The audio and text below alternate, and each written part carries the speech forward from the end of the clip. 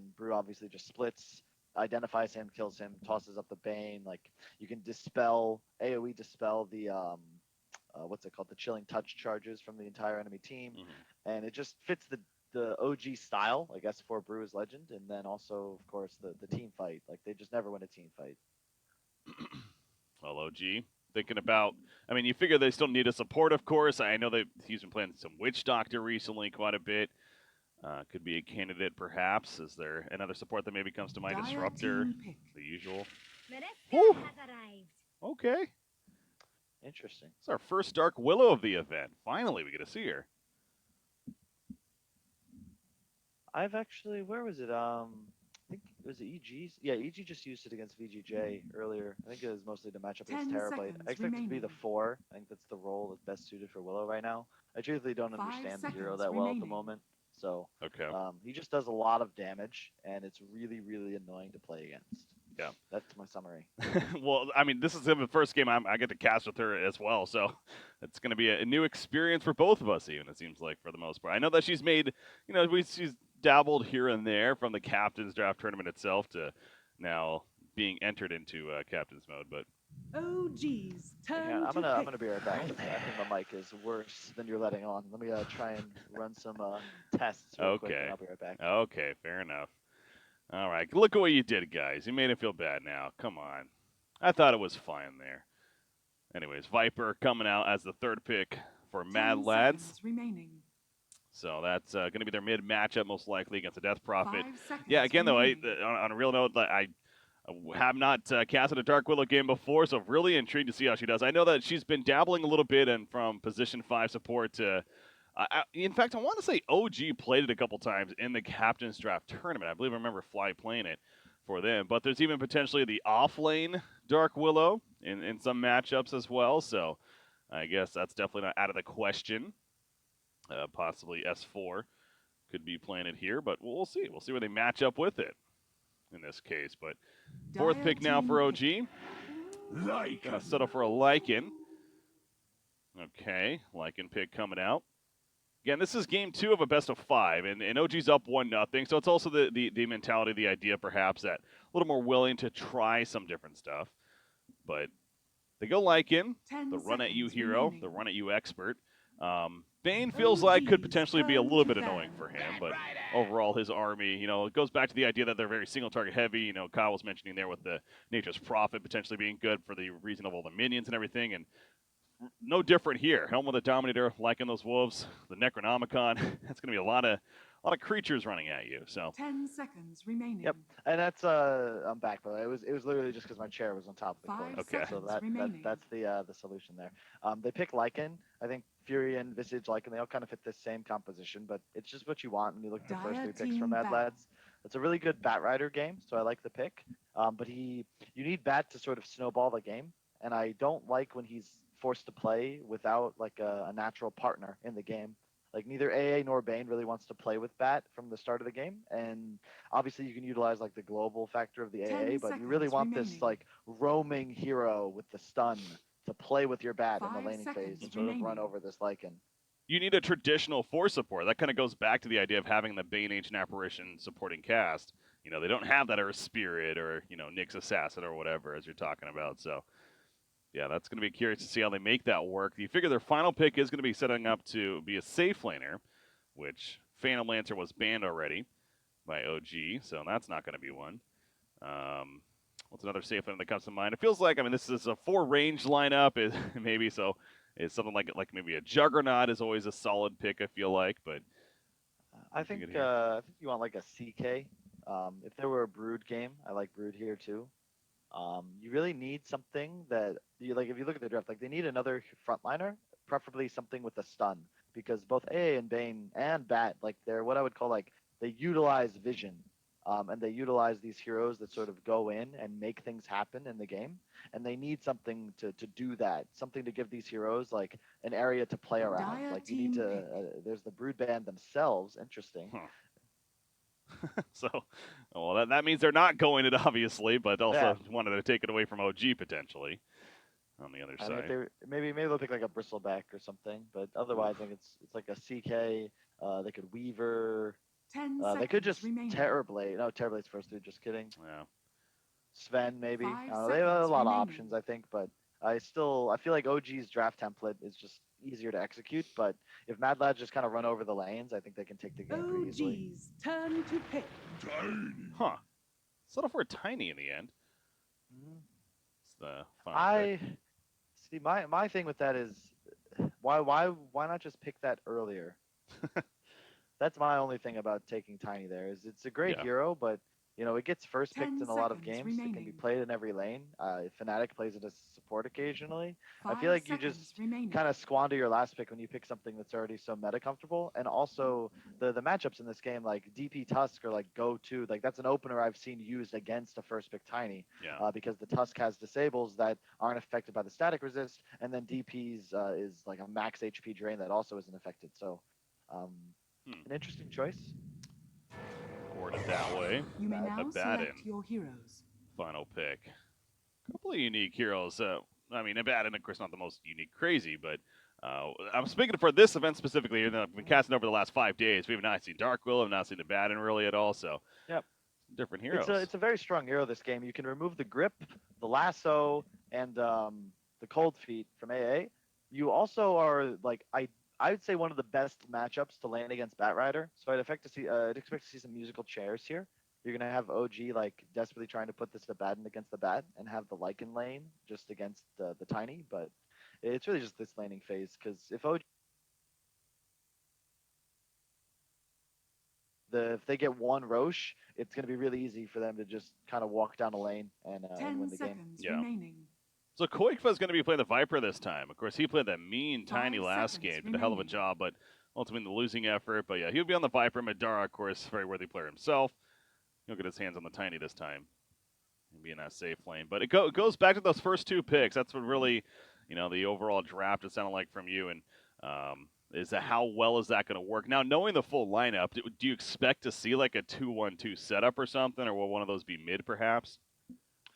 I think if you can, you want to give this Viper a head start against DP. I think the DP Viper matchup is really interesting. I've played it a couple times as well, where whichever hero gets ahead, they can get much further ahead very quickly because neither hero has any real method of coming back into the game. They have to lane for the first 6 to 8 minutes. So if one of them falls behind significantly on the first 2 waves, like that could just be like the end of the game. I remember there was some game we played this matchup, and I think our Viper was like level 7 or 8 against the enemy level 4 Death Prophet, which is just the way this goes if Quli-FINAL gets like that battle. Wraith Band advantage. Okay. So keep an eye on that, the CS early on, and see how the levels continue to look from the beginning. But Dark Willow in the hands of Fly, sure enough, going to be that position 5 support. And I know, like many out there, are going to be intrigued to see how he does and his impact this game. What he's able to bring to the table. So looks like he's heading towards the bottom lane to pair up. Well, Abaddon's currently down here for the Radiant side. So musical lanes, as you said, though, is very likely to happen this game. Mid matchup. DP versus Viper, though. That's probably going to be the one that stays. I like this ward from OG. They're probably going to get a free sentry off on Bury's ward in a moment. Oh, because they see him running over here now, yeah. Battle. It's a matter of seeing if he places that or not. Hunting around for now. Yeah, this is the highlight of the 5 support's life, by the way. This feels like I'm playing the game right now. The Just ward watching play. this Bane, where you're begging him to ward. He might wait to the minute mark so that he could block the camp for an extra minute, or he might just not place it. Who knows? And the suspense is killing me. For you, The battle keeping us on begins. the edge of our seats here for Madlads. He's just going to pick up the Bounty Rune. He'll hold on to the ward for now, so he's not going to give away that information. So OG actually read the lanes. They didn't get much information other than seeing that Bane, but they called the swap, and Madlads actually swapped with no information. So OG's going to get the lanes they want, and Madlads kind of like juked themselves by swapping before they had info. I would have liked to see them run in a little deeper to place wards, but they're probably afraid of a Tusk block. Mid, Quli-FINAL won the block, but other than that, OG has the lane advantage, I would say. Well, bottom lane, Bury's in here now, again, still holding on to that ward. See about that minute mark as you're talking about potentially. There we go. In fact, he places it, and that was a little more sneaky, so might stay there for the time being. Madara Get some right clicks, though. Dark Willow. I Today's just wonder how Dark Willow builds here as far as what he's going to be getting. Does he get that Cursed Crown? I mean, is the Bramble Maze? You said yourself, I guess you're probably not the most familiar Dark Willow player. Yeah, I was actually about to say Shadow There you Realm go, because okay. it's like easy harass tool, and you don't die to these heroes. Like they're both single target. You just pop it. They're not able to attack you for a few seconds. Yeah. It's a lot of damage. That it is. Middle lane, a lot of damage. Jerax is taking. He's already below half life and gonna have to fall back to the tower. So again, we do see supports on either side. Ancient Apparition as well as the Tusk in that middle. But yeah, Abaddon matched up against the Batrider. That does feel pretty strong, simply for that aphotic shield that he has. The matchup up there. Bottom I've lane. seen Sumail dumpster this matchup, but it's usually pretty even, I would say. But Abaddon does, with levels, tend to do much better than Bad. Bad has to win the first couple waves hard. Wow. And it sounds like neither one of us caught that. I would not have expected that. Koikba goes down, though. That's Jerax with the shard block into a snowball with Death Prophet assistance. So first blood in favor of OG. Support wasn't there. And thus the kill happened. So back to Abaddon, though, real quickly. S4 plan. What kind of Abaddon game do you think this is going to be as far as build goes? Does he go into the Radiance, or is this more of a utility support? Oh, no, he just needs to keep his team alive. I think it's like a Helm of the Dominator medallion game, something like this. Like, just get your team ahead, pretty much. Keep an eye on that as bottom lane. No Tail's actually being run at here. This could be a kill. Nightmare set up. Madara with that tree. Yep, couple of hits, dole the log, and easy kill on him in the end. So. Yep. This is the thing. So if you look at CS, it looks like Madlads is winning all the lanes, but this is sort of what they have to do to take this game because the mid game like tempo timing of OG's lineup, like they just need one fight. And I look at their lineup and I think if they get that one fight, that one Roche, like they just win the game. Madlads needs to make sure that that never ever happens. Mm-hmm. Yeah, and like if you look mid, this Tusk is going to be a constant threat on the Viper, whereas the Bane AA are kind of forced to just lane. This is the downside of having two lane-dominating supports without a natural roamer, because they just don't really accomplish anything outside of sitting in this lane and helping Tiny. Yeah. Well, Tiny for now is 1 versus 2 in the face, but those supports are nearby, so it's almost like he's trying to bait them out to go aggressive. And the supports would be ready to respond, but now they show. And, well, out comes a Chilling Touch, actually. Just so much enhanced damage, especially with hitting 3 heroes. And Lycan, no doubt, has to respect that. So, yeah, Lycan, when it comes to his CS, he's 8-1 right now against a 17-4 Tiny. Understandably, much better start for the Tiny. This is what you want, though. Lycan's got 7.4 base regen right now. So he wants to be pressured. He wants these 3 heroes here to just hit him and make his game a little slower. And he doesn't care because this isn't where he's supposed to take over the game. Middle lane. He's still CSing quite well. They're diving pretty deep right there, but I guess not really too afraid. Good reason. So Death Prophet just falls back, but man, you talk about that regen there on Lycan, and man, look at Abaddon though. He's starting to shoot up that CS chart. Here at the top lane now. He's 19-6 compared to the 12-3 Batrider. So it's going the way of S4 quite a bit. Yep. He has a 20 damage advantage and a Quelling Blade, so it's essentially impossible for KZU to ever deny a creep, and as you can see, S4 can also just walk at him, and there's not much you can do. Yeah. So is this a case if you're Madlads where do you think about a lane adjustment here, maybe eventually send Tiny to the top lane, of course, later on, or you fine for now? As top lane, Batrider. Ancient Apparition porting in, though, and he'll be fine. Jerax, no, he's good, too. But yeah, do you look to make adjustments? I mean, you can't, though. That's the problem. Like, you need to... Who adjusts? Like, what do the supports do? They can go stand in another lane, but that's the extent of their usefulness. So, like, they force this TP top, and now KZ's going to die anyway. And the AA can't do anything but watch. Yeah. He did a good job of that, but off to the side, yeah, unfortunately not much more to be had. And I also saw Dark Willow bottom lane. He was actually zoning out Madara quite a bit and got him to about 15% life or so. Coming out of that Shadow Realm, he talked about the damage of it. So, and they're going to go here with the Cursed Crown. No, Madara will just walk it off. He'll be fine with that Shadow Realm auto attack. I mean, look at that. That's a freaking 5 support, dropping him like 20% life in one hit. It's ridiculous. For 80 mana. That seems like strong. 260 damage on the ability. Yeah. If you include the auto attack, which you should, because it's from 600 extra range away. Yeah. Middle lane, who's sitting here? That's Bane. He's being pretty patient, but Again, don't really know exactly what's going to be accomplished with that. Instead, they head back to the bottom lane. But yeah, you're right, Kyle. You could definitely tell the supports, especially of the Just dark walking side. in circles. Yeah. Not sure where to be. Feels bad, man. Like Burry's just like, all right, well, I'm done with this side of the river. Let me go check the other side. You know, it's like he's on vacation in Cabo or something. Oh. Not Cabo, Puerto Rico or something. Well, Cinderin found a place.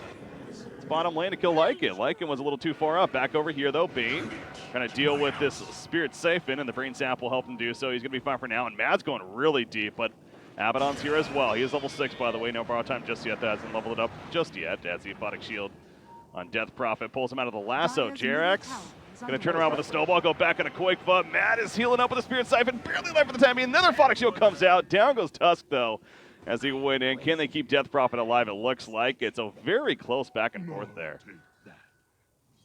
I like their movement, though. They put No-Tail up top now, which is the ideal place for Lycan. This is arguably the most valuable tower to kill outside of the mid tower. And as soon as he kills this tower, Lycan's going to want to just play this area for the entire game. So if they move him up here, he's almost 6, and they force all these rotations, no lasso. So now they just come up here with both supports and they backline. Speaking of Lycan, he's going the 302 build. No Howl just yet, and as I say that, he's no lasso, but the Firefly's still doing plenty of damage. Snowball on Ikezu, but I don't think Lycan's getting out of this, especially with Cinder and being here, so. Oh, Bramble Maze, is that going to save him? No-Tail in the trees. He does not have a TP, though, so best case, he just delays this, it feels like. Yeah, they run him down. Shadow Realm, Curse Crown. That's going to be a kill on Kazu, though, so at least they turn it, and they see Dark Willow coming in to make that happen. So you like the adjustment, but the big picture, Lycan still goes down, unfortunately. Yeah, I mean, probably could have avoided that. Like, I think they had vision of the tower. Like, the bat just kind of ran over and killed him. They had a ward as well. They just didn't back out in time. It's good TP from Cinderin. But the thing is, like, this is kind of what they need to continue to do. I think that their advantage right now is not significant enough. And if you look at the Lycan and Abaddon, like, those are the heroes that are going to matter here. You're going to have a Drums. You might go, like, Drums Radiance on Abaddon. But I see this game just going significantly in OG's favor, like 20 minutes, 30 minutes. He went Radiance on Puck the other day, so who the hell knows what S4's I did not see that, but I would have changed my guess on his item build had I known that. Yeah, he's done some yellow stuff recently. Death Prophet lasso in. He has the Exorcism out. This could be a big kill on him if they manage to take him out. The damage, it looks like it is going to be too intense. He falls, and they want more even. Fly, he should be fine. Tusk, the TP stopper, they do not have it. Bottom lane, though. Die from Abaddon. S4 might get him. He's quelling blading. Will he get it? Running him down. Oh, he didn't have vision for the shield proc. No. He's living. And now Madara's like, I want to kill him. Toss in. No borrowed time, but not going to be enough damage. Yep. A lot of people may not know this, but if you don't have vision when your shield props, it does not do the damage. Otherwise, that would have been a kill for sure. I'm going to admit it. I did not know that. So when you even said that we saw the explosion, I thought for sure that was going to kill him. But you're right. That's no vision, no kill. So well played, juking enough. If you look at the vision also from OG real quick, it's really nice. They have total control of the Styre jungle, so they see these supports, they see the bat, and they can just play around their movement. In the meantime, Lycan's just farming jungle, and they maintain a presence in all 3 lanes anyway.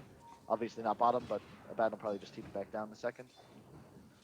Well, for now, it's just Bane and Tiny. Tiny, Soul Ring early on. He's going to finish Power Treads, and he's going to go the Blink. We saw Koikfa again playing the last game. He went the early Shadow Blade. It seems like this is almost like a preference thing from player to player, what initiation tool you get first. As he's using the Blink. But Kazu, by the way, the nice shard block initially. They want to go further. Snowball in with S4. Already using that Mist Coil level 2. Aphotic Shield level 4 applied. If that explodes with sight, that should be a kill. Looks like it's going to be the case, and he has the auto attack to finish the job. And now Cinderin, he has to be careful. The shard block on him with a Cursed Crown. Cinderin, no doubt, going to be dying right here. Flying credit for the kill on him. They're diving to second tier tower easily. Back to the middle lane, though. Spirit Siphon's up from Mad on Buryu. He's trying to live against this Viper Strike of Quakebub. Going to be surviving for now because of the snowball in. Buryu getting low as well. They do kill Mad. They're going to kill Buryu in return. The Orb of Venom. You know it's not going to tick him down. He manages to live. I'd like to see DP get out of this lane. I think Viper, Timbersaw, all these really annoying tanky heroes, you kind of just want to play away from them, and you don't really want to just TP in to their face and fight them because you just want to run away. Viper has to sit in this lane and just hit heroes. Like, he just stays and hits whatever's in front of him, so make sure that's not a hero. Meanwhile, Jerax found himself a little too deep in the jungle. They can get top tower in the meantime, though. Dire's top True. tower is under attack. Bottom tower, Radiant taking some structures pressure, are but now Death fortified. Prophet's down here, you mentioned. I can see him move a little bit, so. He wants to play against Tiny, not the Viper. Viper, you just let a support just sit there, leech XP, like just don't mess with them. But this Tiny is weak and can be pressured, even though DP is like 1k net worth behind. Yeah. Middle lane, the Mid, you got a Bramble big Maze connects on a quick fun. They're just going to right-click him down, like an expert at that, of course, in the shapeshift form. So good Bramble Dire's Maze. structures are fortified. They can do that every time. Like as soon as they catch somebody alone, they can just run at him. Tusk, Lycan, Abaddon, they commit Radiant's super middle hard, tower has and there's fallen. no real risk because the turnaround potential for Madlads like isn't there. There's no real teamfight spell that they fear on OG when they dive. Madara, Avalanche in, hits that's 4. He has a borrowed time, remember. Photic Shield going to keep him alive for the time being. It does explode, and there's that borrowed time. They lasso him on in. They want to kill Abaddon after the fact. The Ice Blast going through. S4, another shield, though. He's fine for now. Juan, 17 charges. He should be able to survive this. And it's not going to be enough damage. He pops the 1, and he's going to heal up, be fine for now. Keizu, the Shadow Realm auto attack, secures a kill on him, and now Madara, he's trapped between the Ice Shards and the Bramble Maze. That is a tough trap to deal with. And now the Curse Crown on top of him. He's gripped under tower. He goes down. Bottom lane. He should not be there, but okay. What is this now? Cinderin is actually Dire's being run middle down by tower Tusk. has So, fallen. yeah, you mentioned Death Prophet dies to the Yeah. bottom tower during that. Yeah. Viper just respawned, TP'd in, Bane showed up to cancel the TP with Grip. Otherwise, it's a really favorable trade, but it still works out for OG because they're getting a Dire's middle tower. That's the tower is key. under They attack. lost the mid tower a little bit ago, but this just helps them set up for more pressure and an eventual Roche with a pickoff next time they make the move with like an ult. Okay. Keizu trying to finish this drums for the time being, but speaking of the Lycan ultimate, 35 seconds on that. Has a helm on the Dominator. And taking over that dire jungle nearby. Fly has a full veil on the courier. He's ahead of the Death Prophet in Radiant's network. bottom tower is under Really? attack. Oh my god, Really? he is. 3-0-2. I like what Mad chose to do though. When you're behind, you just buy the tread. It's like the most cost-efficient boot, and people just buy phase blindly every game, and it drives me nuts because tread's like it's 10 stats for like at one time. Do you know what I mean? Yeah. It's just such an incredible boost, and obviously you get a 50 damage talent, so you really need attack speed more so than Radiant's just a bottom bonus tower 24 is from under phase. attack. Plus, in this game, Radiant he's going to structures are die, fortified. and running away faster is not going to help. But Kyle, He needs you're underestimating the laziness of Dota players, right? They have to power trip Radiant's bottom swap, and then tower that's is a fallen. whole nother level. So, phase boost, If you man. watch the best players tread swap, they don't complain about it. Mid, we got a smoke coming. They're gonna go look to connect mid. They might go all the way up top, but if you look at the vision from OG, like they're set up for this, and I Dire's feel top like they're tower is really under strong right attack. now. DP ult's about to come up. Fly is a veil. 4 drains. Like an ult up. I mean, they might chase the Tusk, but this kill means nothing. Yeah, and especially if they go too deep for this, the Yeah. response can happen. Ice They Blast. smoke away from their push lane. Ice Blast will hit Dire's top structures lane. are fortified. It does connect on a no-tail there. Dire's top tower It is just under doesn't attack. matter though. Yeah. That's the issue with that mid Radiant's lane. As soon as that bottom mid lane's tower is pushed by under OG, they know they can just run away from it and gather top. And Madlads is aware, like, we can't go Dire's run into top them and fight them tower has here. fallen. So they just kind of Radiant's waste the middle smoke, which is the tower right is under call, but attack. obviously OG is very happy with the free tier 2. Yeah. And he will be going Radiance on Abaddon, it appears. There you go. Answers coming. Viper, by the Radiant's way, bottom another hero tower that could is definitely under change up his attack. build quite a bit, and he's going to go the Force Staff into a Hurricane Pack eventually. Back to the top lane. Bane, they're running at him once again. The good old strategy of right-click him down. That's what No-Tail does. That shapeshift. That with the Bramble Maze. Yeah, that's actually a pretty good synergy. More importantly, they force TPs, and now they run straight at middle. They know that at most this is only a Viper. He'll have to cancel TP, and just like that, they secure top lane all the way to tier 3, force Madlads out of the map, and now they can just take total control back. And the map suddenly became Radiant this. are scanning. Well, Koikfa, he's not out of the woods just Dire's yet, middle literally. tower He doesn't have a is under TP, as you attack. mentioned, and now Koikfa just has to keep on running. Jarek's trying to catch him with the Ice Shards. Just out of range, though. Yep. So he's good. But yeah, the map Really- control really good dominance. movement from OG. Yeah, but look at their warding as well. Like they ditch the area after they scour it completely devoid of resources, and then they just fuck off. Language, Kyle. Oh, I'm sorry, this is a family-friendly stream. PG-13, please. Well, we only get one fuck per cast, but Yeah. that was just Whoa, two. So, dude, whoa, you God. just wasted yours. Oh. Each of us get one per cast. There you go. Now we're done with it. They're rotating bottom lane, smoke up, but OG, again, the control, the vision, they're just going to fall back for now. Tusk is probably going to spot this. Yeah, oh, Matara knows he's there, though. He just jumps right in with a blink, so Jarex is going to go down, it looks like. This is the definition. Oh, double No miss. way. No way. Another miss. Okay, he's dead. But that is the definition of a good death. Up top, Abaddon's farming for a Radiance. The bottom lane was pushed by No-Tail. They just leave the map. They're going to go push mid, maybe look to connect top. Like, they don't care about this. They're 3K ahead. That they are, and Madlads is continuing to try to stretch here to make a kill happen. Again, Batrider. That's the thing, though, going the drums first, it's understandable, but at the same time, no blink, so no blink, no force staff. He can't necessarily just get in there as quickly as possible to catch Would have somebody. rather seen Tiny go like drums Shadowblade and the Bat rush a blink instead of the Radiant's reverse. bottom Okay. Because tower Tiny's is the hero under you attack. actually want to scale, whereas now he just has a blink. And if he can't do stuff with it, that item is effectively 2250 gold that doesn't help him accelerate whatsoever. So Radiant structures That actually goes are back to the point I brought fortified. earlier. Yeah, kind of like a player preference, but that's a good analysis on this game. It definitely could have made sense to go Shadowblade instead. Or Tiny. yeah, I just don't know who's going to scale. They have a blink on Tiny, a 4-staff on Viper, and OG's draft is going to scale better already. So Yeah. it really just comes down to Roche. Like I feel like if OG gets this Roche, I don't know how Madlads win. Well, right now, OG taking over their jungle once again, but yes, some big items coming up. Level 3 Necronomicon on Lycan's just about finished. That's always pretty big. That Radiance for Abaddon, he has 2,800 gold, so he's getting there, and they're going to trap Quakefight, actually, but there's that 4-staff. Away from the shot. Yeah, Shard Bramble Maze, like, this is ridiculous, getting caught in that. 4 staffs are key here for the Dire team. And they only have the 1 right now, right? Yeah, so Batrider is going to go Blink first instead. I'm sure we're going to see a 4-staff even on him after that, but...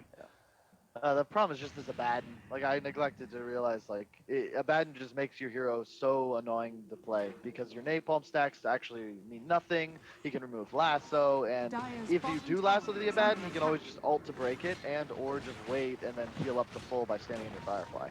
Dire's bottom tower has fallen. Bottom tower push, easy control. And they're going to go for They have tier a ward 2. set up by Bottom Jarex as well. tower is under He's gonna attack. break smokes just in case. Dire's structures How do you stop are this? fortified. You don't, you push other lanes. For the Dire team. That's what they're doing. Oh, they're gonna get Jarex though. Oh, yeah, they do That find one- him. That one's not as good of a death as the one Radiant's previously, middle but tower it's not is bad. under attack. Still ultimately buys time for the tier 2 tower to easily go down.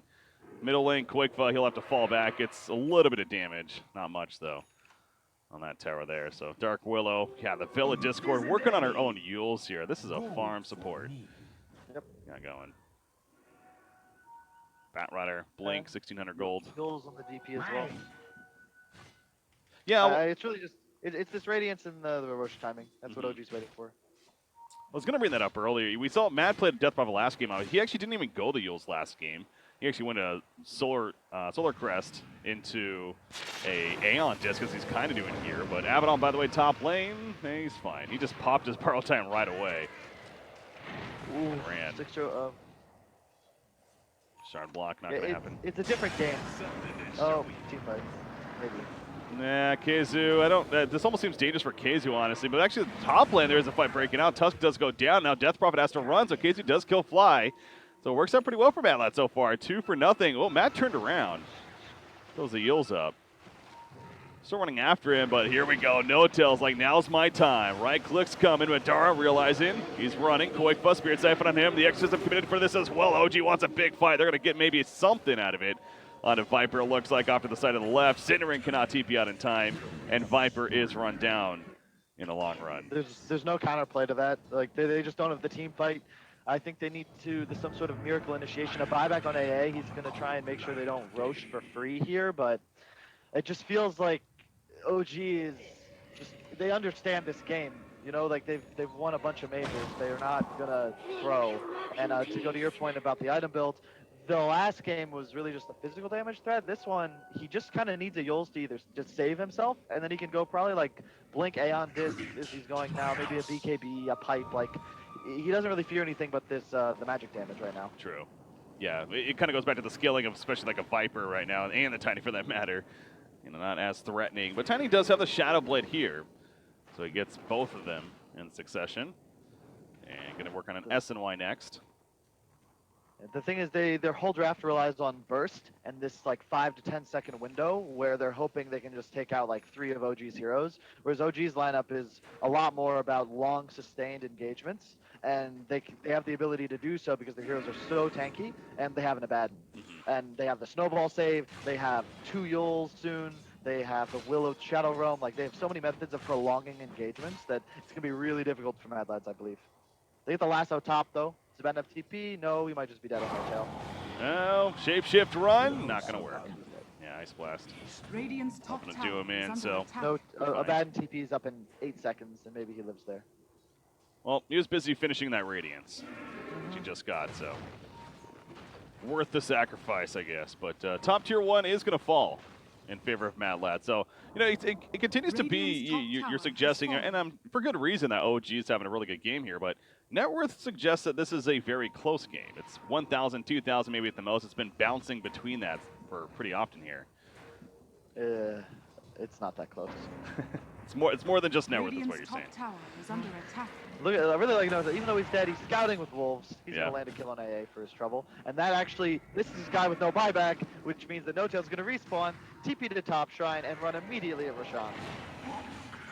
There you go. 35 seconds. He's dead for. Keizu is in the area of Roshan himself currently, but going to pick up that invis as over here. Fly. He's got a Shadow Realm in 1 second. May need to use it soon. Nope, never mind. They're not even going to go on him. Okay, well, Shadow Realm TP. That's pretty good, too. He's out of there. So, no Roshan going to be happening, but... Yeah, they don't need to. They only lose the game at Roche right now. I forgot to, I didn't realize, like, Mad Lads, how do they actually do Roche ever? Yeah, you just chill if you're OG, you have a Radiance on Abaddon, he's soon to be top net worth in the game, and your Lycan just crushes every hero in this game. Like, you're the, by far, largest source of both physical and tower damage in the game, and you can just sort of go Roche when it's free, which it might be now. They just saw the AAL whiff, and now they run right into Roche. So There you go. Scanning. Exorcism, is he going to use it for this? Doesn't look like for now, at least. We got Lycan. Getting it down with that Radiance Abaddon now as well. So, meanwhile, bottom tier 2 is going to be pushed in from Mad Lads, and we might keep this going. Radiant's bottom tower has fallen. Figuring they can't stop Roshan, of course. Nope, never mind. He's going to fall back. So, Aegis, who do you give it to? Death Prophet, Lycan, Abaddon? Okay. Yeah. Lycan and DP are both ult-focused heroes. They're really bad Aegis carriers, whereas now Abaddon can just play super aggressive. His Radiance will cancel Blink on both Bat and Tiny, and DP Lycan can just hit buildings instead. All right. Middle tower is under He's leading the attack. way. Tier 2 middle lane, Madara. Nearby with that Shadow Blade active. Going to be wearing off in a second, though. Having to keep his Dire's distance, middle so... tower has Outer fallen. tower is pretty much a lost cause if you're Mad Lads here. The base, though, Radiant's different bottom story. tower Want is to defend under that. attack. Top lane, Keizu thought he had a lasso. He gets lifted up, though, with the Yules, and now Keizu's in trouble. The Bramble Maze, the Cursed Crown. He will fall, and he does have a buyback. No lasso, however. That's going to be key. S4 running at them, and so is Lycan. Cinderin's going to be beat down because of that Madara just avalanche toss combo, but S4 borrowed time. He's not going to heal much from it, though. The tree toss, Aphotic Shield will negate that, and he'll survive for now. Remember, he has the Aegis worst case right here for him. Shapeshift hits out the big avalanche initiation. They do kill the Abaddon, but now Madara gets turned out by the snowball. He is dead with no buyback. Bane's locked down in the backgrounds. Just going to put the sleep on a Death Prophet. Mad's just running at the whole team with it. Exorcism still active. Although it is wearing off here now, so no more ultimates for the Radiant side. But they don't have a Tiny, Dire's top barracks has fallen. so they're not scared. Quake Bump, Curse Crown. Stun's going to proc in a second. He gets back to the fountain at least. He'll survive. Buryu, different story. He'll fall. And OG, they might as well go middle lane even. Dire's Yeah. middle tower is under attack. Why stop? This potentially is the beginning of, well, I don't want to say the end just yet, but OG, and with that buyback, that actually is going to be a cue to fallback, it looks like. 10 seconds for Tiny to resurrect. S4, again, still has the Aegis. He actually has another borrow. Oh, no, he did use the Aegis. What am I saying? He does have a borrowed time, though. And he'd pop it right there to run. Keizu, okay, lasso. They want to get this kill. The Ice Blast actually secures it, and they're also going to get the Tusk because of that. So, well, Madlad's making the best of the situation. You're not sold on it, though. No tell? If they catch No him. Tail, it's a little better. Oh, sleeps the Centaur. There's the Oh, Phoenix Grip. what a... Ooh, he sleeps so he can't interrupt. Well, What a player. yeah. Buryu, Dota. That was, yeah, it took a second to register, right? It's like, was that a misclick? Oh, no, that actually makes sense. Oh, well played. So I will say, kill him. it's good, but the issue is that what do they get out of it? They get kills, but they traded buybacks for it, and I always feel like a buyback like kind of negates any kill you would earn. So like if you buy back, you need one extra kill to pay for it, or some sort of objective. There is no Roche to take. They might get this mid tier 2, but is that enough? Yeah. Now, to be fair, there was that buyback change that happened, of course, very recently here, and there wasn't just the supports really banging that bot back. So, You're completely right. I completely forgot about that. yeah. Just the fact that you don't get less gold from buying back is like a super significant change, because that's like the main reason you were punished from buybacks previously, because you would buy back, you'd turn around the fight, get a triple kill, but you'd actually feel terrible if the hero that bought back got any of the kills, because you'd have this big number, like you end a streak, oh, you know, Bane got 900 gold, but in reality it was like 350. You just feel bad. You feel like you let your team down. It's sort of like taking out a payday loan, you know? Yes. It feels good initially, that, and then, yeah. But it's going to hurt your family in the long run. Yes. Well, that's, again, not the case anymore. Valve decided that was not you know, something they wanted to push, and they decided to change things up a little bit. So instead now no longer get the debuff, and again, the supports at least, it's even cheaper now. Now, the core is a different story. It is even more expensive. But again, you could argue that not having the debuff is the biggest thing like you're getting at. So, well, they're pushing back as KZU will reconnect now. And Lycan's still dead for another 13 seconds. So this could very likely be at least a tier 2 tower kill. And Viper right now is actually top net worth in the game after all that fighting. SNY finished. It feels like, again, Madlads is doing enough to at least hang in the game and give themselves an okay chance. This point. I just don't know what items they're going to buy that are going to change the way this. Like, there's a BKB on Death Prophet, a pipe on Lycan. So those are items that change the fights. And right now, Madlads have not itemized for team fighting whatsoever. And, well, we'll see what happens. Here it comes, I guess.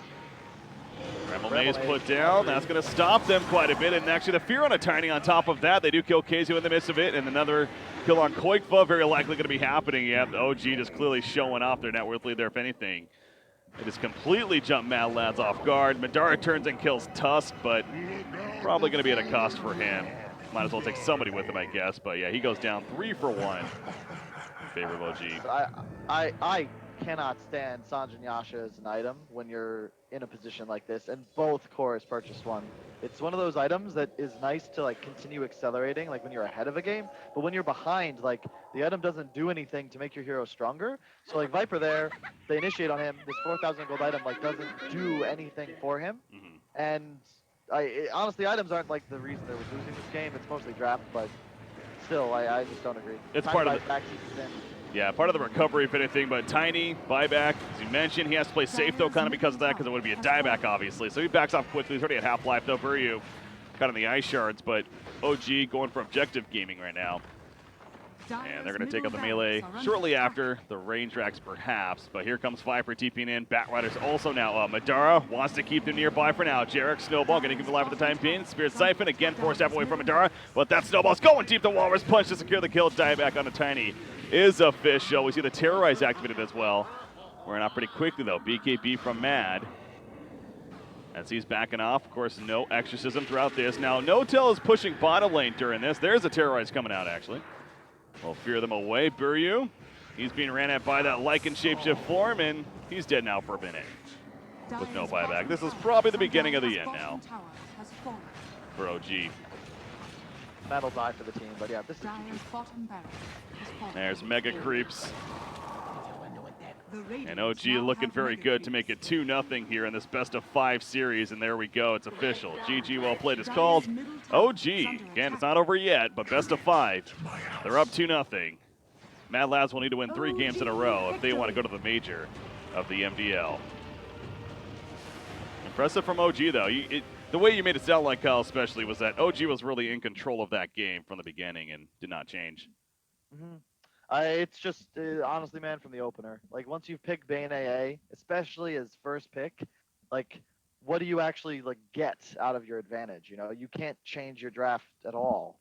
and the archetype is you're going to be like tri-laning and having these two guys walking around the river. Yeah. And OG just played, OG Dota. Like that's a very comfortable draft for them. Every player is on a comfort hero, and I think the MVP for me has just got to be Fly because obviously he's drafting. And if you look at his Dark Willow, he very narrowly, no, he was close, but he did not outdamage the Death Prophet, but he was about 50 off. So he actually did 50 Jeez. less than the Lycan as well. So he really just made that hero look broken. And he was a part of many kills, and again, he was responsible for the strategy. So props to Tal. Yeah. But your thoughts on Dark Willow as a hero? Like, are you more impressed with the hero? You think you could see more, or what? It seems it's just an interesting hero. Like you have an extra ultimate, which is kind of absurd to me. But I think you're really strong in lane. The Bramble Maze is like super annoying to fight against. Is like you just have all these any hero that's strong in lane, offensively, and also has like both an offensive and defensive. Like the fear is as like what are they called? Like a team fight changer. I don't know. I can think of a better word for it during the break, but you can either kill somebody or just fear the entire enemy team away. Like Yeah. it's just you have so many tools at your disposal that it looks really good when it's executed well. It's like a Naga And sleep. It's like a great setup Mhm. tool or a great response. Yeah, if Right. Naga also had like a dancing Dagon that you could tame and then utilize to kill enemies on command Of every course. 30 seconds, yes, it would be, about the same. Oh boy. All right. Well, yeah, I like the synergy as well. Like I said, with the whole Bramble Maze idea with the Lycan running at you, makes you go panic mode, and you're taking a stun as a result. So, anyways, Yep. OG looked good. That's the moral of the story here, and they're up 2-0 now in this series. So, Madlads has their work cut out for them. Ladies and gentlemen, stay tuned. Game number 3 going to be coming up next on Breaky CPK, joined by Kyle here. Game number 3. We'll be right back.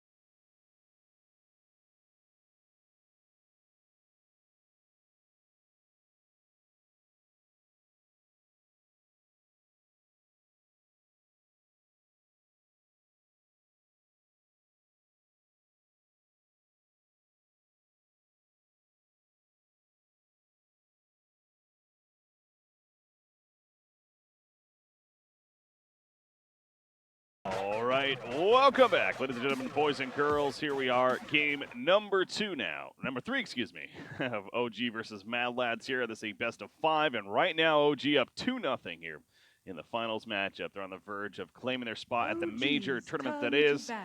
Madlads trying to not only stop that, but eventually get to themselves, but it's one game at a time. They'll need to win 3 in a row at this point. I'm Breaky CPK, joined by Kyle as my co-caster. Kyle, welcome back. Just a short break there. Radiant team ban. Here we go. Hey. Draft underway. OG bans DP themselves after taking it in the first phase the previous 2 games. That they do, yeah. So I wonder if the first 2 games they were Radiant both games, if I'm not mistaken. So I wonder if that has something to do with 10 seconds remaining. Okay. They are dire first pick this game. I'm not sure 5 who had seconds priority. remaining. I think they had it in game 1 and they won the toss there for game 3, and I think they took first pick and Madlads chose Radiant instead of Dire. That's what I think happened. I also think the DP gyro ban set up for what I would imagine is going to be like a first pick Tiny or just a first pick Jarek's hero, but I think the DP ban tells me they might want Tiny because they've now played DP against Tiny twice. I think that's like one of your ideal counters to the hero, and I know OG likes to play that quite a bit. That they do. And can play it obviously as usual in several different positions, from S4 to No-Tail to even Mad. So we'll see what they decide. Man, they're thinking a long time about this third ban, and they eventually settled for a Batrider ban. It's on a Madlad, so a little more. It's like a Tiny and Earth Spirit. I've seen them first pick Witch Doctor a couple times, but I haven't seen that have much success. I'm not really a believer, so. Interesting to note also, remaining. OGs followed the same archetype in like a lot of their recent drafts, where they open with the Mad hero and Jarek's hero into the third pick Fly's hero, and they've actually been last picking S4's hero like quite a bit, which I kind of agree with, because I think the offlane's like not only one of the most important roles, but I think S4 is just super talented, especially when he's given a favorable matchup. And there's the Tiny in response once again from Madlads. They've lost the last 2 games with it, but obviously they still believe. OG's turn to pick. Bane Tiny. They're believing in the Bane as well. Cinderin, he's been playing a lot of Rasta this event, and even in game 1 he did as well. But this time they go with the Bane instead. I liked Bane a lot more when Enfeeble wasn't nerfed. I think team back. Really early pick Viper right away. Oof. I think that when you look at heroes, I always think about like what tools do they have, like what can they do in a game, and how many options do you have to choose from. And now that you're playing mostly for like brain sap, and sleep, wow, instead of previously where you could just show up to a lane, enfeeble a guy 10 times, and he just can't play the game. It's just a different hero, and now you're playing for this grip, but you're against an Earth Spirit and now a Viper, and both of these heroes are really annoying for a Bane to deal with. And as you brought up, like the Rasta, I like that hero a lot because you have wave clear, you can kill towers, you have disable that isn't your ultimate. Like it's just a different hero concept, but it just feels like you can do more with it. Whereas Bane is very limiting as far as what you can do with your draft from this point. Yeah. Turn to ban. Oh, they got the Bane, so they're having to make the best of it. They're going to be going up against a Viper. It sounded like how quickly they picked it. Clearly confidence there from OG. But I will say, when they haven't been picking Death Prophet, it's usually been Viper, it feels like, for Mad's hero in that middle lane. This time. I like it, though. I think it's just, if it isn't broke, don't fix it. Like, they Earth Spirit DP'd in game 1, now it's Earth Spirit Viper. They'll probably third pick Fly's hero. And I wouldn't be surprised to see it be Warlock once again, in truth, but we'll see. Yeah, Warlock, I hear that you're definitely a fan of. You know for playing of occasionally, and OG's ran it a couple times here. Yeah, Fly's a bigger, I don't know. Fly is all about these defensive supports. Like, I've seen him try to make Dazzle work. He makes Warlock work, and I like those heroes. They're fun to play. I think they're good, but they just never seem to work whenever I drafted them. So he may know something more than I do, which could explain those 4 majors. Who knows? It's pretty good success that he's had, yeah. And it's okay. It's not like it's 5. Jordan had 6. True. That's true. Well, he's not that status yet, at least. Bill Russell had, what, 9? 9 or 10, I want to say. Something like that. Yeah, it's different era, though.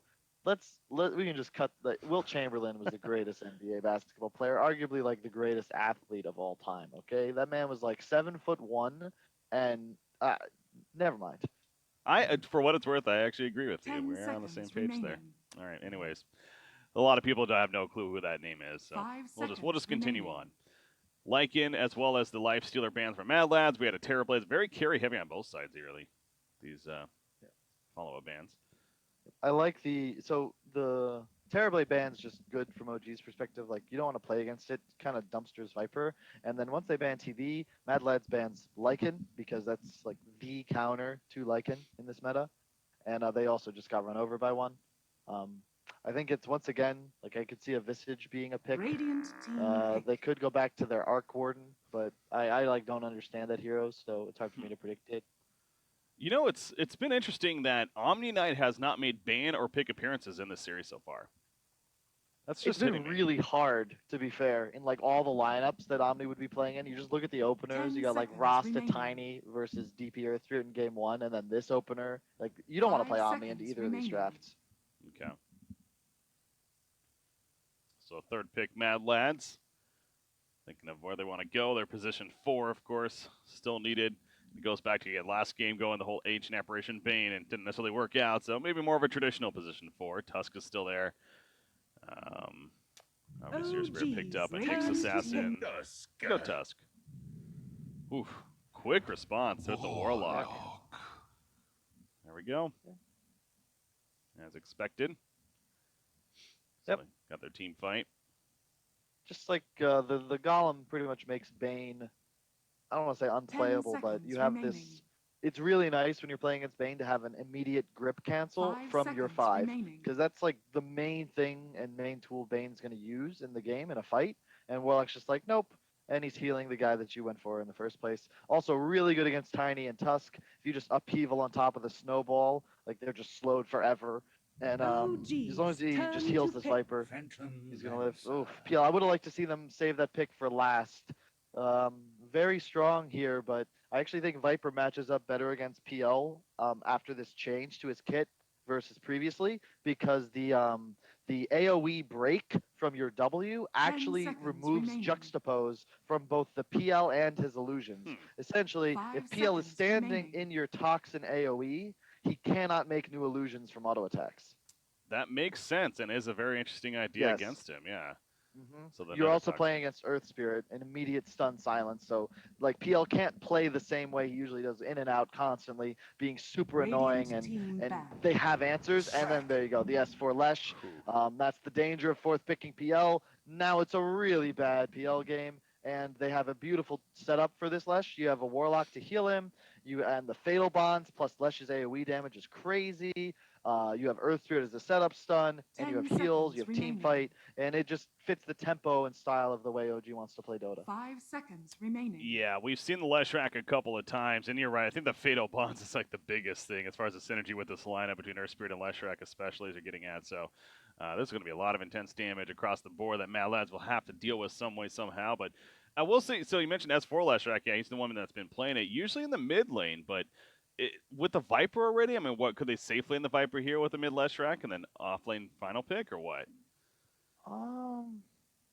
You can kind of just get the matchups you want. I think Viper in the safe lane against a Tiny is ideal. You also match up okay against PL, although I have seen some PLs just absolutely dumpster Vipers. So I think you do want to put the Lesh there, also because then the Earth Spirit actually has some kill potential. Yeah. And I do think Viper Warlock, like how do you beat that lane, even if you brought all 3 heroes bottom, the Tiny and the 2 supports? You just heal the Viper, right? Yeah. Yeah, it's a tough kill to make happen. So, all right, well, see what OG decides to go with in the end. Obviously, the Visage final ban from Mad Lad, so the hero that's another hero that we have seen a couple times and definitely do work on OG specifically. Timbersaw is coming to mind for me as well right now for a possible OG hero. Feels like yet another great PL against him. Maybe, I don't know. They need a no-tail hero. I think they need another frontliner type hero. Like, they need something that gets into the fight and creates space for like the Viper Lesh. Like last game, you saw Lycan kind of just providing a distraction, and and it makes Willow like super easy to play. And the key with these heroes like Willow and Warlock and Dazzle is you need other things distracting your opponents so that you can stay alive and always be able to cast your spells well. So I'd rather them have some. I mean, the Timbersaw could work. To be fair, I just feel like they might want like one more little setup stun, but. All right, well, they're thinking a while about their final man. We're focused on OG's lineup. Yeah, what about Madlads on the other side? With the tiny Phantom Lancer core already. So, but again, it's like they don't really know who they're going to match up against either, so it is a tough call as far as the lanes go. So, yeah, I think that's why it's taken so long for OG to make this. The other thing to keep in mind, they need more of like an off-lane type hero. They already have 2 cores. They can't pick something like a Sven. It'd be, I think, way too greedy, and you have like an off-lane Viper or something weird. They need maybe a DK Timbersaw type hero. Turn to pick. Radiant team pick. Eventually set up for the Brewmaster. Omni-Knight. All right, that works too. Go figure. Yeah, same concept, and it just makes this Lesher Viper like nigh invulnerable. So when you're repelled, the PL's diffusal attacks don't do anything to you. Like I feel like this PL's got to get a Battle Fury and just crush this game and just farm like crazy. Remaining. But I feel like OG is just gonna kill towers in the meantime, and I don't actually see like remaining. how Madlads take objectives in this game once again. I will say Madaro's played a mean PL several times in this event, but yeah, with the matchup this game as you're getting at, it's you can play as best as you can, and it still could be difficult. Phoenix, the final pick, really? Jesus, Phoenix. Good here. Like, it has good matchups. It's difficult, but like, this is my concern. Is like, don't they just initiate on the Phoenix and kill him? Maybe. That's the idea. I would have liked to see something that gave them a window to win the game later on. Like Medusa, Invoker, maybe. Honestly, I have no idea. I feel like this pick had to do a lot for them, and I don't think it accomplished enough.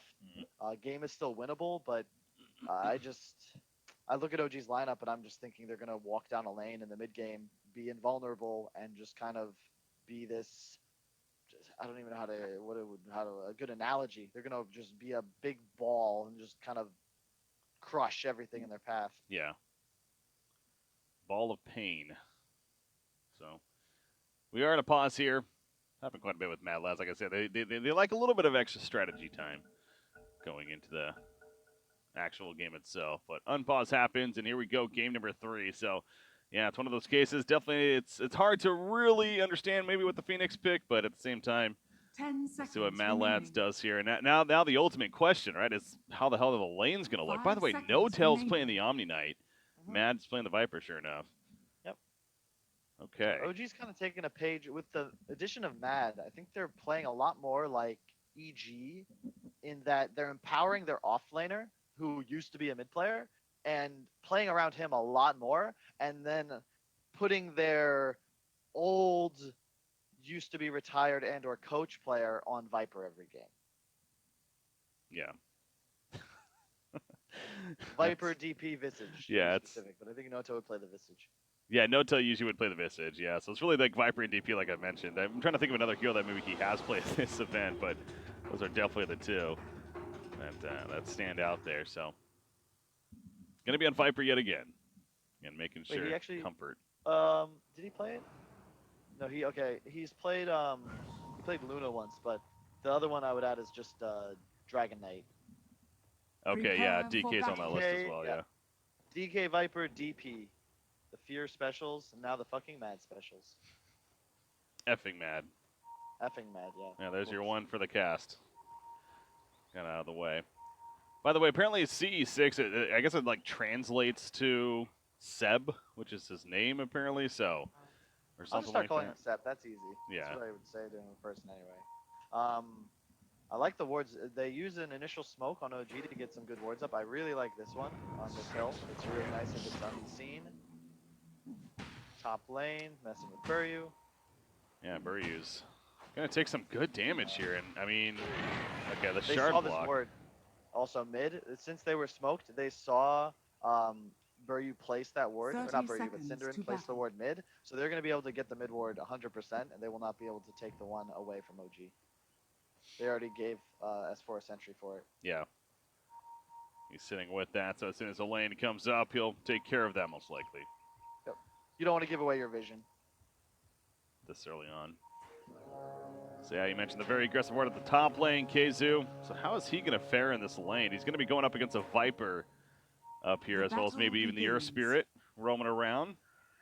Phoenix off lane, again, we don't see it much.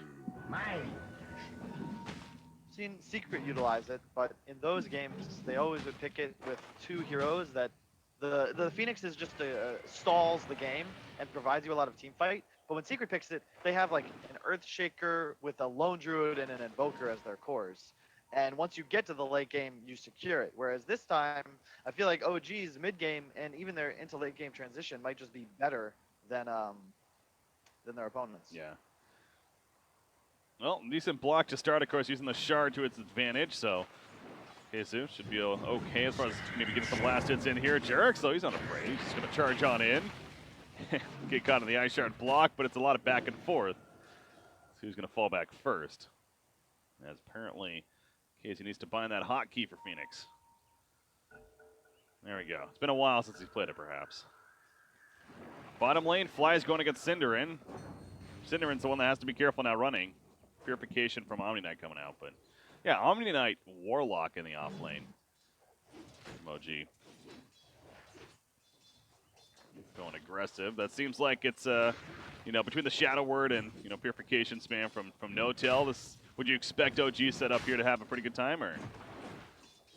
I mean, I don't know how you lose this lane. This is something from a couple of years ago in the meta. Used to play against Team NP doing this all the time.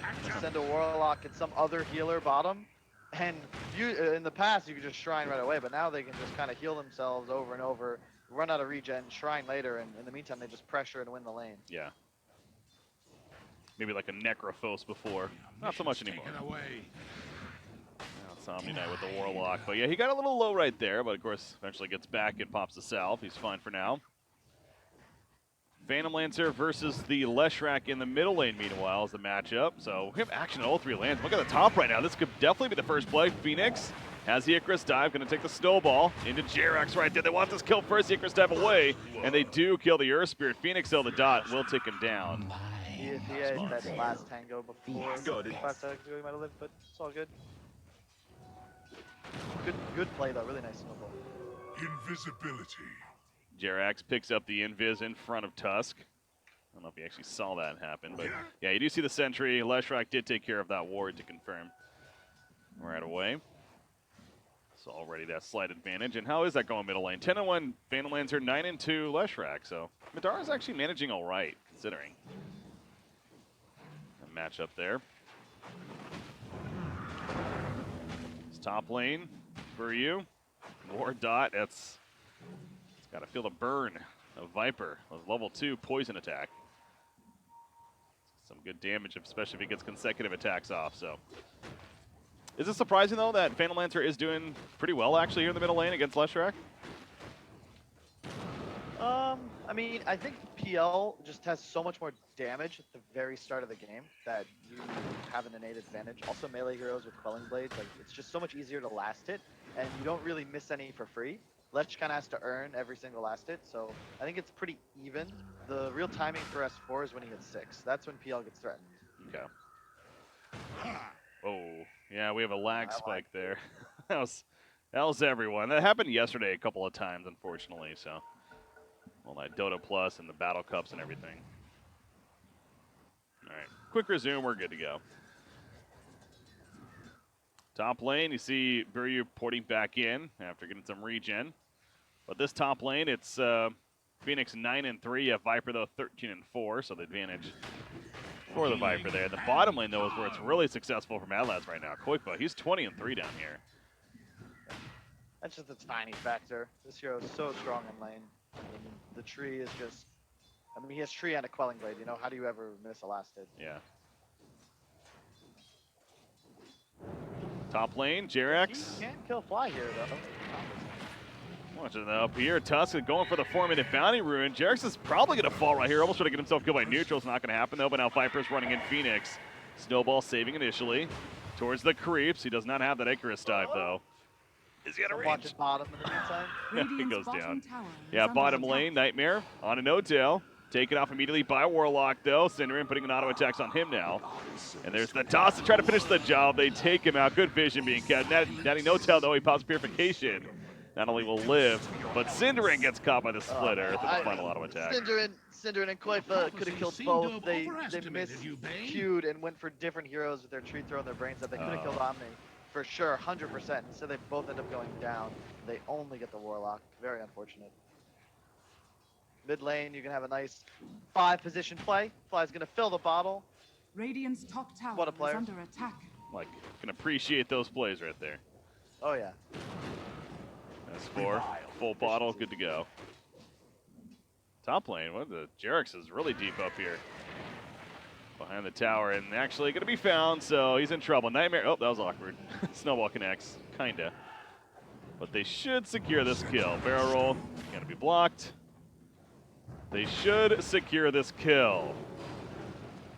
They are going to. Okay, whew, that was a little scary there for a second. Chris dive forward, but now actually Mad's in trouble, so this could be more all of a sudden. Viper's going to go down most likely. Goes to skin level 2. He's tanked up, but the Brain Sap will finish the job on him. Yeah, save your teammate syndrome kicking in right there.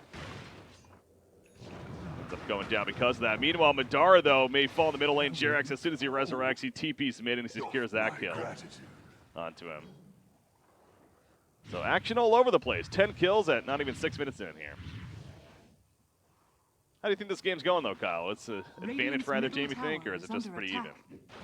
No, I think a lot of it's just going to come down. It's all about Dota comes down to Roshan and tier 3s, and to an extent Raxes, because those are the tools you use to get Raxes.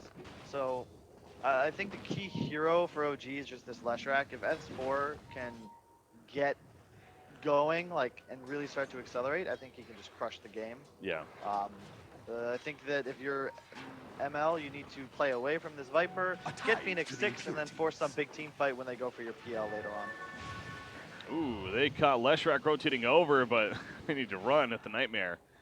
Yeah, bottom lane, they're on PL. No Doppel for a while, he's probably just dead. And the good old run at you, Strat. Oh, nice job getting to the creep. Pops a salve. And he has a Doppel in 2 seconds. He avoids the roll. Doppelganger, yes, over the ledge. He's still somehow alive. Walking away barely. Okay. Get killed by the nudes. Nope, the juke. Water smash. How is he still living? God. Noto was trying to save the mana for heal, but he's just, you know what, I'll take it. I'll take the kill. Top lane, Viper strike onto the Phoenix. He's going to get forced to die. He actually dies in 1 hit? Maybe. Close. Yeah, he's good for now. Has that early urn picked up, as we see. Radiant's top tower is under attack. Fly gets some very aggressive vision. Do you see that all chat? Got me. Oh, yeah. I love that. It's funny though, that's the sort of communication you actually have in these sorts of games where No-Tail recognizes PL can't play Dota against me, so hey Viper, don't die when PL TP's in, because a lot of teams try to get kills out of their lane swaps. Yeah. And you don't want to die, as he might have, by just hitting that tower, and then all of a sudden there's an unexpected PL and a Tusk on top of you. Expecting it, but now PL, he's in the jungle instead. So calls his bluff. Goes to the jungle, trying to recover on some farm right there. You mentioned possibly a Battle Fury idea, but I will say the last couple of times we've seen him play it, he's pretty much gone straight into the defusal. So. And S4 is just, this is the sort of game you want if you're OG. S4, top of the net worth charts. Closely behind is the Omni Knight. They are feeling really good about the way this game is being played out, I think. Yeah. And they can just Radiant's turn this bottom advantage tower into is under immediate attack. objective pressure, which is one of the reasons I like their draft so much. Do you think it would be a mistake if he goes straight into Diffusal Blade, or does he need the Battle Fury?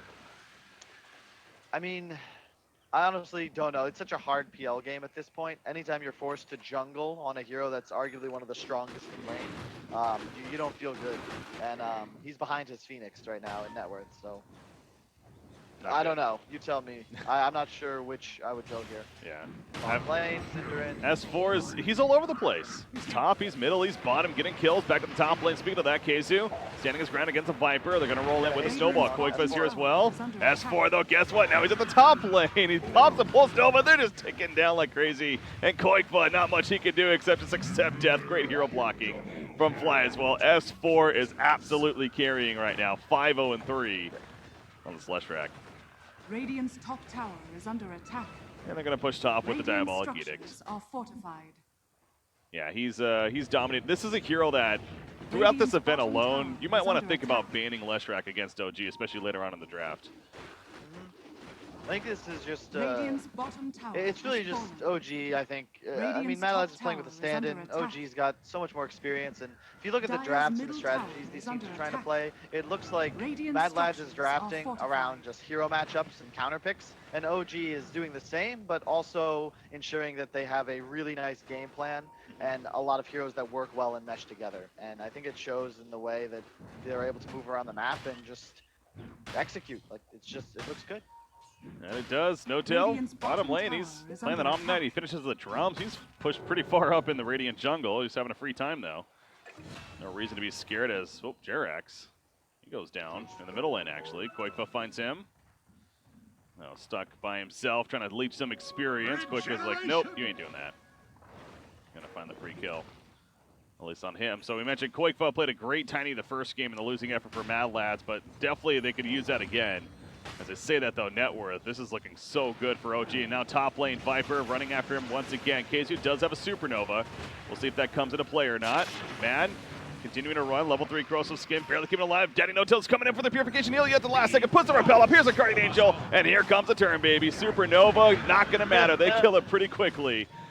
As Tusk goes down, and now Madara, can he get away? No doppelganger, 15 seconds. The Tusk shard block is not going to be successful. They run him down to the end, and they want more, damn it. The tier 1 tower included. As Tiny's also going to fall. OG, that's a turn fight if I've ever seen one. Top tower is under attack. So good. He rolls in while rolling, drops Radiant's another top stone, tower has silences the fallen. Tiny. Like, Oh. just, I mean, it didn't Dire's matter, but middle like, tower I is just like under watching attack. the guy play. He's really good. Makes it look easy, yeah. On that hero especially. But yeah, the clutch timing from Omni-Knight, that's just how that hero works, though. Every time it feels like you think you have a kill, all of a sudden he appears at the last second, and then it's turned. Different there. So then that's a fight that really puts OG ahead now. You thought they were ahead before. 8,000 net worth at 11.5 minutes. Madlads, they're going to need to be desperate here soon. It's a matter of what. Phantom Lancer still doesn't even have his power treads finished. Ugh. That's the best response I got. Just ugh. I don't really know. Radiant I are mean, scanning. I don't want to say it's over, Never. Never over. but I'm looking backstage, and Aretha Franklin is doing her do-re-mi's right now. Just love it. Radiant's middle tower Bane's is dead. under attack. Cinderin is dead. They get mid tower. They're going to continue to starve the map. Flies up top. He's going to try and finish his 6. Radiant's middle Buryu's tower is under farming attack. jungle. You got Jerax placing a really nice ward, identifying the Tiny. He might be dead on Quli-FINAL in a second. Has fallen. Yep, he runs into the trap that is Jerax. Opens up, Magnetize even applied, and follow-up damage more than enough. No-Tail credit for the kill. So you can just tell it's OG just stomping all over Madlads here in game number 3. And it's one of those cases, you know, going into a final match, a best of 5, the first 2 games have definitely been pretty back and forth to an extent, and pretty competitive, I think is a good way to put it. Yeah. But game 3, it is looking like a bit of a stomp in the works. I just love watching OG play. So they push this mid lane. They know they aren't going to go for towers, so 2 split top, 2 split bottom, and they place wards on the way, so they can just find kills. They force ML out of this lane, and they almost grab a kill there. And in the meantime, bottom lane, they're going to chase PL. He's forced to doppel. 6 stun cancels from S4. Yeah, not going to go through with it, but Madara's still not out of here just yet. He has a TP. Jerax blind stun. Oh! God, it's so close. No, wait. Oh. I Okay. think that was a long TP. Yeah, that was. Maybe he figured he just TP'd, or maybe he just didn't even see him, but he TP'd to the tier 1 tower. Oh, 6 sleep by Buryu. They're going to find S4 here. Need All right. that sort of kill. That's the beginning of a comeback. That's how it starts, at least. Big bounty kill, but Bane, in response, he's probably dead. In fact, now Quli-FINAL's also in a bad spot. Here comes KZU, though. Supernova in the distance. Viper focus firing. They just kill the egg immediately. Out comes the chaotic offering as well. Tiny's going to die, most likely. The boulder smash going through, almost connected on Tusk, even. But that Degen are level 4. Can he get close enough? He's just out of range. There we go. Phase boots, and now he's close. Push forward. Kick forwards out of it. He's got a good snowball from Buryu. Nice try on the block. He's doing his best. Sigil's gonna die as well. Hey, just really nice play from OG. Like, whenever you recognize you can't take an objective, there's no reason to sit on that dead Radiant's part of the bottom map. tower And is that under cut was attack. just so fast. They placed wards, so they push the lane, they get vision in the area, and then they immediately rotate because they know that Madlads is split up, and they then force fights and active engagements, and they take total map control instead of just the one lane. Yeah, OG continuing to be impressive, and you know I could appreciate that. You know, it's a stomp of a game, but you definitely got to appreciate the play that OG's making here, Radiant's especially in game number bottom 3. tower is under attack. And looking so good doing so, up 2-0 again, trying to get to the major event that is. And obviously this is a team that again had the hiccup in the group stages. No longer playing with Resolution. In case you aren't aware yet, this is Mad playing in place of him. And has fallen. I think it's an interesting... It's hard to really understand roster changes from the outside of a team. You never really know like what the story is, but even just watching OG play, Resolution, I don't think you could say is like it was ever the worst player on OG. However, when they're playing with Mad in place of him, they're now empowering S4 a lot more, whereas Resolution is a player I think talented enough to make you play around him. And it's the same with EG. Getting rid of Universe, finding Misery, and now they are playing more around Sumail and Arteezy than 3 cores. And it's very difficult to play around 3 cores. One of them is always going to have to kind of have a backseat role, play this DK, the Viper, the DP, etc. And I think both of these teams are having a lot of success by sort of saying, we don't care whether you're the safe lane, mid, or off laner, like you're going to be this hero, we're going to empower our other cores. yeah. I think it was a great way to put it, actually. And you kind of see that throughout these qualifiers. Not to overreact either, but, you know, here they are looking pretty good in the online qualifiers for MDL. And, again, this one's not over just yet, technically. It's 12,000 net worth lead at 16.5 minutes, but game still moves on. Madlads is trying to find any kind of opening and keeping that up on the progress here. You have a Diffusal Blade being picked up by Phantomlands here. You have KZU dying middle lane as he's caught by the Earth Spirit there initially.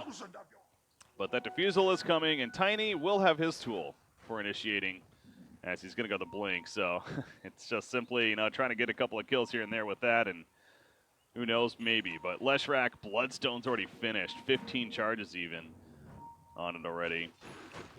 And he's heading bottom to defend at this point. Radiant's top tower is under attack. You got Viper, a Shiva's being built even, already plate mail picked up. Yep. No Tails going Radiance on the Omni. So last game was, you know, Drums Radiance on the S4 bad. Now it's the No Tail Omni Knight, but it's just so interesting watching. There seems to be so many similarities between what OG is doing and what EG is doing, and they're executing it in different ways. They have different preferred heroes. You know, S4 is playing Leshrac instead of Pugna like Sumail would, but it's just really interesting to watch. I think they're playing really well. Dire's middle tower is under attack. Omni Knight putting the repel on himself in the back lines. Koikba gonna jump in. The Guardian Angel though, preventing any kill on it. JRX at least for the time being. Burrier rolls in. Chaotic offering response. Koikba gonna start taking away. Sunray off to the side, maybe trying to finish off Mad, and they will do that with Madara running after him. So numbers-wise, actually so far a successful fight for Madlads as they kill PL. S4 still well alive. Gets here pretty late, but they've retreated. So you don't just do that a couple more times. Maybe there's something going for Madlads here, but now Maybe. maybe, just maybe. You never know. Thing is, there's no egg and no Radiance yet on Omni. They walk into Roche. They're gonna just take this out. I mean, you could probably look to defend, but with no egg, I don't think they have the team fight capable of fighting Roche, and they're just gonna kill. Oh, there's the stun, but yeah, he's dead. Doesn't matter. 16 charges on the Bloodstone now.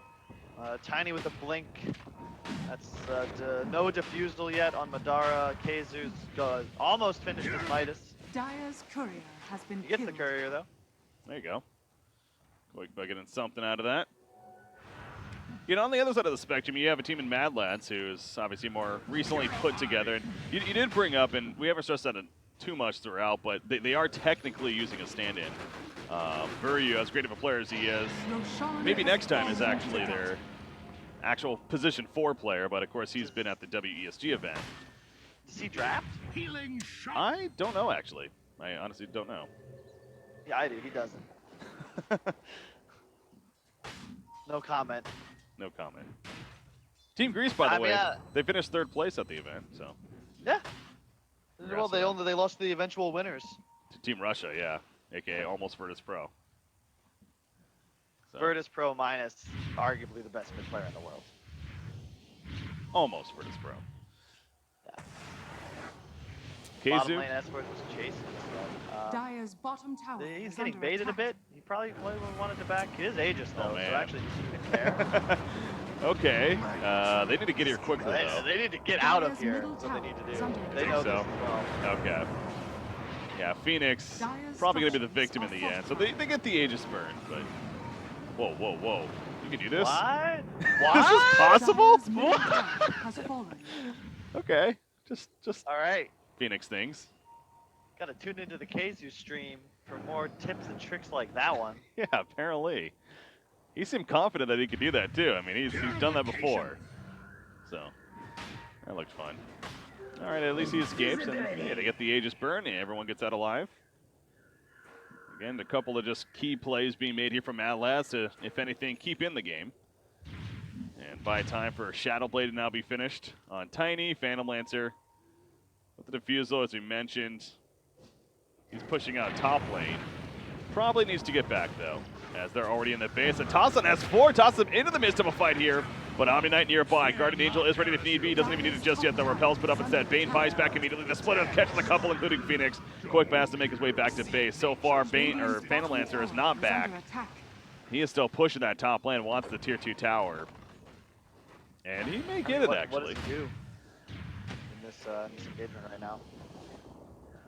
Dire's middle True. tower is under attack. Still trying to make the best of it, but Radiant's will he come back bottom tower now is the under question, attack. because now your racks are starting to go Radiant's down. bottom tower has fallen. And they still have a No, GA, Dire's though. Dire's middle tower is under You know, attack. respawn. Radiant's this bottom is just barracks dead are under attack. Chaotic Still offerings Golems. ready. Yeah, they can't. They have a Radiance on Omni Knight. Like, how do you True. fight into this right now? Viper gonna get that repel. Dire's Yeah, top Madars, tower he's is still under up here. And you attack. know what? This is actually okay for Madlads. He Yeah. might get the tier This is 3. good. They want to keep stalling here if they can. Radiant's bottom barracks are under OG's attack. going back in. They catch Dire's Tiny. top They're gonna tower lose top is tier under 3. attack. Dire's As they top do right there in tower is No-Tail. He has a TP out. No, he's gonna be stopped though. That was a very ambitious TP there. Dire's top And so he barracks doesn't are have under one now. attack. Madar's still going in. He's going to kill the range tracks at this rate. What is happening? Viryu goes down. Hey, this was the game plan here from Madlads. Really good control from both teams, though. Dire's OG not top losing barracks anyone are under extra. attack. They don't TP back, like, and Madar also with Balls of Steel, like, not Radiant's leaving the bottom lane because he barracks understands, has like, if I fallen. TP back, they're just gonna fight us and we're gonna lose. Another cancel TP from OG. They recognize PL's TP'd out, so they can just sit here as 4. Eventually, Leshrac will come back down. He's buying Okay. bots as well to do just that. Okay, so he's going to join the team here, yeah. So stick around a little bit longer. And sure, they'll have to fight Phantom Lancer now, who, by the way, went in casual Hooded Defiance. But against this lineup, it does make sense, though. Yep, I like the decision. It looks bad from OG's point of view. Like, they get the racks, but they lose the tier 3 and the range racks, even though they're super far ahead. But they didn't want to lose anything. Like, that's a small loss, okay? True. Like, that's when you got, you know, maybe you got king, queen, pre-flop, and someone, you know, 3-bets you. You just fold, you know, because he's got aces. And in this sense, OG is the team with aces, and all they need to do is not make any egregious errors. They'll slowly be able to win this game. They can wait for next Roche if they need to. And, you know, there's just no rush for them. Yeah. You just want to make sure you don't TP back, have someone die to PL, he takes Rex anyway, your Omni dies, like your Viper dies, and you're like, oh shit, we've like thrown the game. Yeah. It's their game to lose, is safe to say. Nice shared block right there. So Jarek's jumped in, but now he's by himself. Trying to deal with Tusk, who's just TPing away, actually. And will survive because of that, but Roche on that That was course. super Wow. early, would have died Yeah. soon. Quli-FINAL. Oh boy. Okay, he's being ran at now with that Radiance. Tosses him away for now. Can he get the blink off? No, the Radiance burn. But he has a Shadow Blade. And should be good. Yeah, he's going to run. Any kind of gem? I like the No, not yet. itemization Oh, yeah. from OG is really good. You got a Radiant's Shiva soon to middle have tower come is up under on attack. Viper. They're gonna go BKB next on S4. Omni's just buying a pipe after Radiance, and they're gonna hit this. Oh, sorry, that's Greaves. And they're just gonna hit a Radiant's timing middle where tower they has fallen. don't die on anyone, and the PL is going to go in and just sort of slowly die to the massive amounts of AoE damage. Radiant's Maybe middle they don't even tower wait, they is just go under now. attack. Well, that they are. They're just going now. You have S4 in They the have front. a lot of gold Radiant saved up, though. structures are fortified. That's true. No-till especially, 3,500 almost. Healing and Viper is power. 400, 300 from Shivas. I think you just go kill the shrines right now. Like, top shrine, let Viper farm, get Shivas, get the item on no-tail, then go do this. Yeah. And maybe with this creep wave here, going to start falling back, but no, they're still hanging around. So yeah, OG insisting that don't necessarily need those next tier items just yet. Jarex, he's looking for his position. I mentioned earlier a no gem, but no, actually Air Spirit does have a gem on it. Bean's grip lockdown on S4. There's the support though with the repel. Supernova in the front line. It's probably going to be killed off pretty quickly though. It looks like it. Oh, it might get up. No, he does explode at the last second. GA used a response from Omni Knight. Buyback on Tusk as he died as well. Koikfa though, he's going to have to buy back as he just gets ran at here between the Viper and the Leshrac. Cinderin, Nightmare stays alive for now. But 3 buybacks already used, so clearly OG winning this fight so far. Viper didn't go too far. The repel's put up, barely saving it for the time being, and it's going to keep him alive for just a little bit now. Another Toxic put down as he dies, but now Phantom Lancer caught in that. Tusk dead as well. And down goes Phoenix right there. So Omni dead with the Viper on OG's side, but S4, he is still a freaking beast. That Pulse Nova ticking down with the Diabolic Edict. He has 24 charges on the Bloodstone. He gets a triple kill out of nowhere, it feels like. That's just all that rapid damage happening around him. And it's just tiny. A lot of buybacks used there. Luckily, this Leshrac is unbelievably ahead of the game. Otherwise, Yeah. that might have turned ugly for OG. I mean, they're diving base into buybacks with so much gold. I mean, Viper lives there if he has a Shiva's 100%, but instead he dies just before his 4 Radiant's step comes top off tower cooldown. has fallen. Yeah, so much for playing it Radiant's safe top if you're barracks are OG. under attack. This was kind of unnecessary, but it did work out in the end, as pointed out. And they might not get the racks right here, but S4 is being healed up again. 25 charges now on the Bloodstone. You see resurrections happening as well. And they are going to retreat now finally, so. Omni Knight, he did finish the mech. He is going to go for the Guardian Greaves with those phase boots, double boot strat. To the impurities. Pretty strong. Invisibility.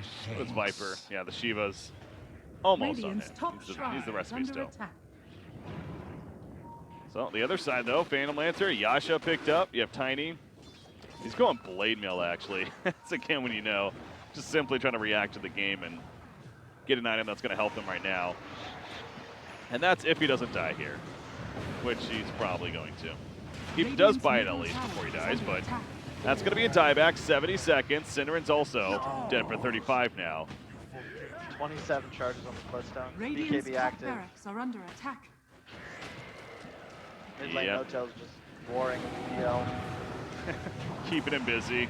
Another Supernova attempt. This one could get off. Radiant's middle tower is under No. attack. So close. That really was.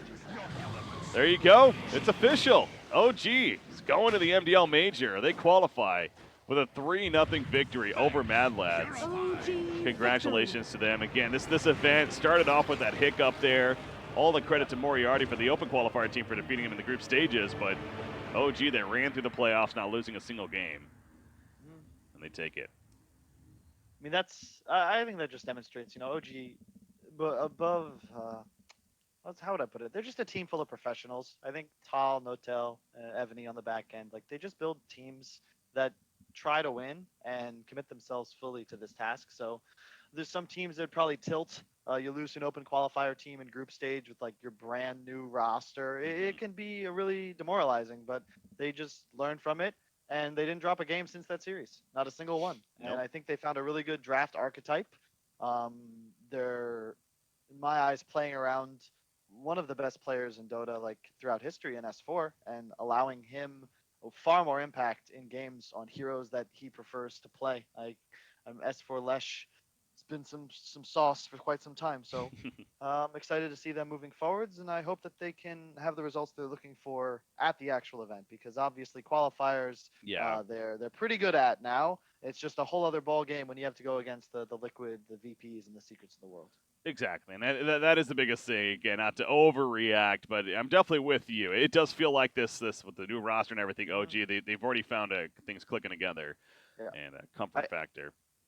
I don't think it would be wrong of me to say that I expect them, and I'm sure they expect to win qualifiers. I think their goal is to Oh, start yeah. actually competing to win some lands. I don't think any of the teams in the European qualifier should be able to beat OG if they're playing well. Well, we got OG winning 3-0 again. In this case, in the playoffs, going undefeated throughout, and very, very deserving with it. Madlads on the other side coming up just short. Good effort from them, though. And the great roster that is on their side. And, we'll see as they continue on through more qualifiers themselves. But that means we are going to be coming to a conclusion here. It's been a fun 5 days of coverage in total here for the MDL European qualifiers. OG taking it in the end. Kyle, obviously, I want to thank you for joining me. Always fun to have you on as a co-caster. Any shout-outs, any last words from yourself before we wrap up? Nope. Thanks for having me on. Appreciate it. I've had a lot of free time recently, so it's nice to have something to do. I appreciate it, and I don't know. Have a wonderful day, Nick, and thanks for having me on. It's a blast from the past, gotta say. Yeah. Who knows? Maybe more to come as well. That's ultimately up to you in the end. But we'd love to have you on some more. There's some casting coming up here, so always fun, Kyle. OG, again, congratulations one more time to them taking it. The roster of Fly, Mad, Jarex, S4, and Big Daddy No Tail going to the LAN. That is so. As far as the MDL LAN, I believe it's still a little bit away. The main event is set to take place in May timeframe. Yeah, mid-May there. So this is one of the earlier qualifiers to wrap up. In fact, the first one for it. So you got Virtus Pro, Newbie, Secret, and Vici Gaming, the invited teams, and now you have OG joining the ranks. It will be a 12-team major, as it's looking like coming up here in that mid-May time frame. So congratulations again to them. We are wrapping up, though, for the night. So once again, want to thank you, as always, for tuning in. You can find me at BreakyCPK on Twitter. You can find Kyle, of course, at Melons Dota as well. And we'll be seeing you guys next time. Thank you once again. Until then, take it easy, guys.